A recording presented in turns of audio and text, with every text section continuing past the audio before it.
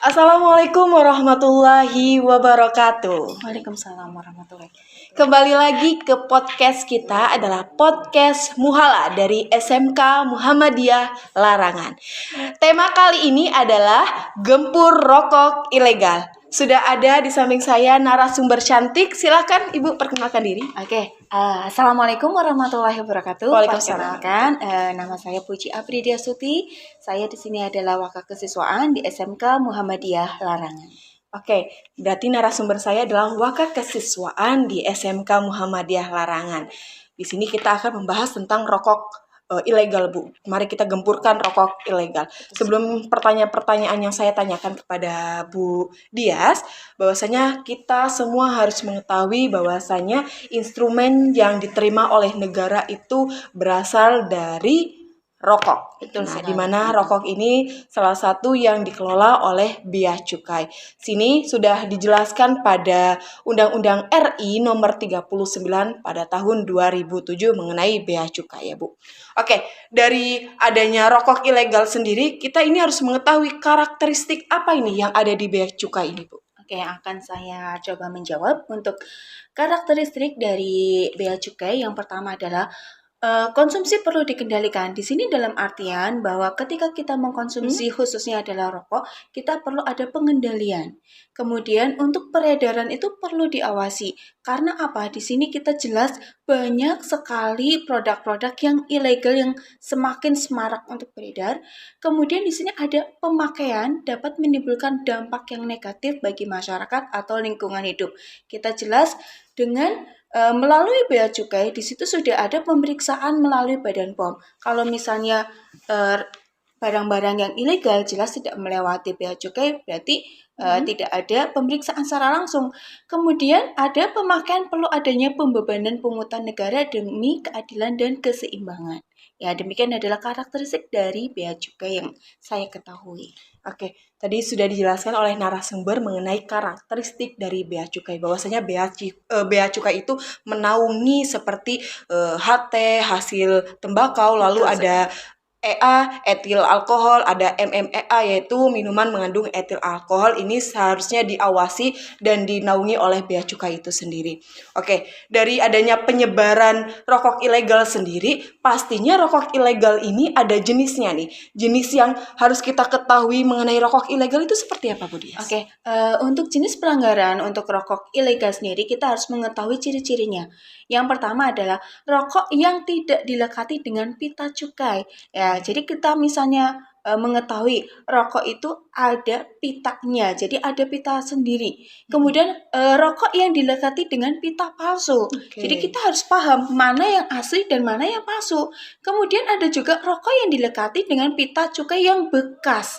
Jadi mungkin ada yang orang-orang yang tidak selayaknya gitu ya menggunakan barang-barang yang bekas sehingga dipakai lagi ya. Kemudian rokok yang dilekati dengan pita cukai yang tidak sesuai dengan personalisasi pita cukai tersebut ya.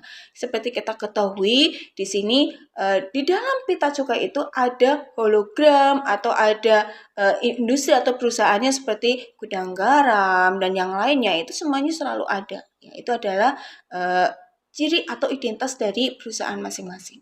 Oke, tadi sudah dijelaskan juga jenis pelanggaran dari rokok ilegal sendiri, di mana rokok ilegal, maraknya rokok ilegal ini sangat mempengaruhi pendapatan dari negara.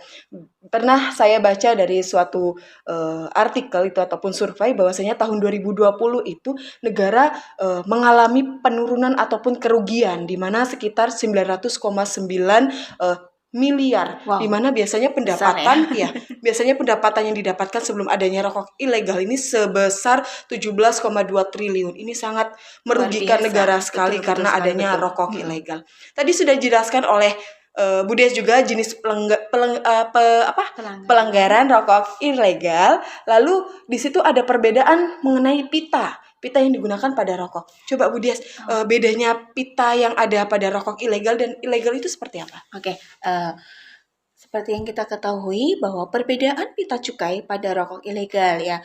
Yang pertama yaitu terlihat jelas ada gambar hologram. kemudian ada motif bintang serta warna kuningnya. Jadi kita harus bisa membedakan pada pita itu hologramnya karena di sini ada pita yang palsu, ada yang bekas. Kalau hologramnya tidak benar-benar asli dan tidak ada motifnya, tidak ada warna kuning, ya jelas itu adalah yang palsu. Oke. Kemudian kita juga serat secara kasat mata itu berwarna merah. Kemudian cetakannya terlihat jelas dan tajam. Jadi itu adalah pita pada rokok yang legal ya. Jadi kita benar-benar harus waspada, benar-benar harus bisa membedakan antara yang legal dan yang ilegal. Oke, itu yang terlihat pada pita. Mungkin Betul kalau sekali. dari harga bisa juga kali ya, Oh, Bu? betul sekali. Oke. Jelas kalau misalnya rokok yang legal kita tahu ya untuk yang sekarang patokannya kisaran 30.000 ke atas, sedangkan untuk yang ilegal mungkin bisa setengahnya atau ada yang memasang bandrol ada yang 10.000 ke bawah.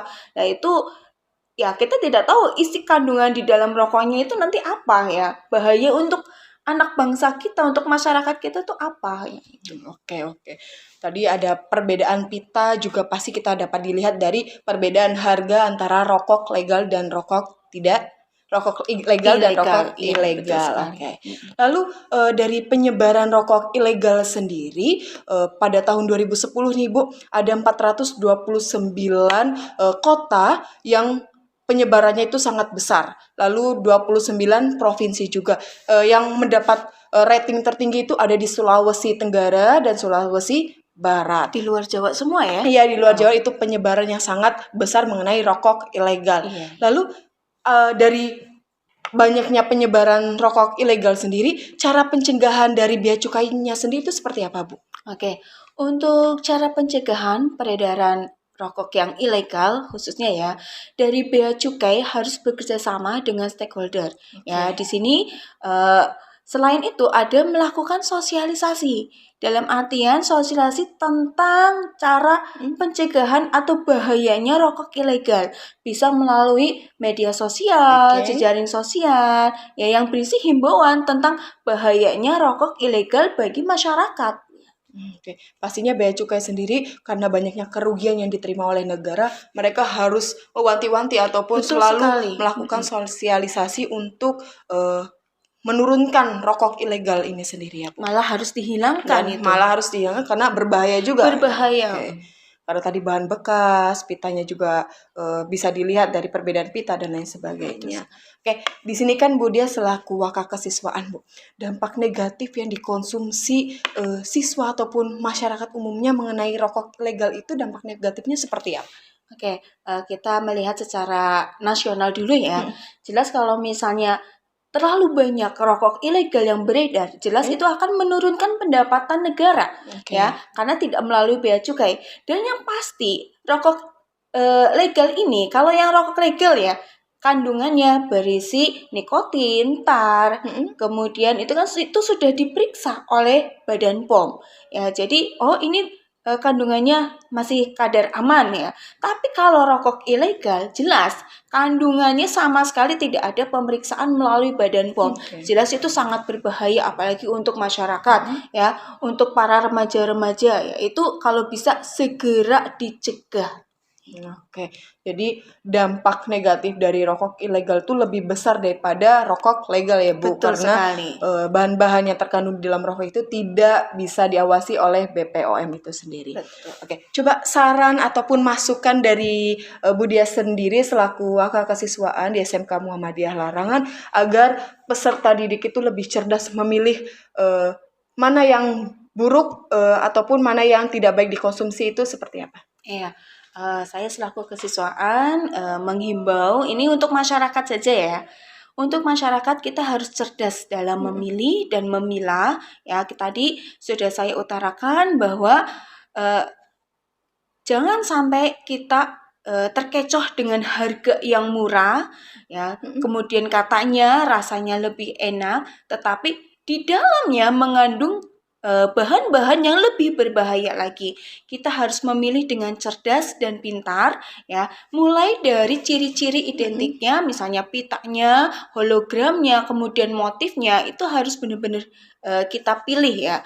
Kemudian untuk remaja ya, khususnya anak sekolah, baik rokok legal maupun ilegal jelas itu dilarang ya, itu berbahaya sekali. Jadi remaja masyarakat harus benar-benar cerdas dalam memilih, dan mari sama-sama kita hilangkan para pengedar untuk rokok-rokok yang ilegal tersebut ya. Mungkin kita punya semboyan ya. Oke, semuanya. Semboyannya gimana? Oke, kalau misalkan saya mengungkapkan, mari kita berantas gempur rokok ilegal, mungkin seperti itu, Bu Dias. Apa perlu ada kata-kata atau Oke, gerakan. Mungkin kalau saya katakan, mari kita berantas gempur rokok ilegal. Betul Mungkin sekali. seperti Oke, itu. mari Oke, kita kita coba ya, Bu Dias ya. Oke, mari kita berantas gempur rokok ilegal. Oke. Demikian dari podcast SMK Muhala dari SMK Muhammadiyah Larangan mengenai gempur rokok ilegal. Semoga podcast ini menjadi sebuah informasi ataupun pengetahuan yang sangat bermanfaat bagi masyarakat setempat dan warga negara Indonesia. Mungkin terima kasih Bu Dia selaku narasumber pada podcast hari ini. Semoga sehat selalu, dan terima kasih juga kepada para penonton dan dewan juri yang ada. Saya undur diri bersama narasumber. Kurang lebihnya mohon maaf. Kami akhiri. Wassalamualaikum warahmatullahi wabarakatuh.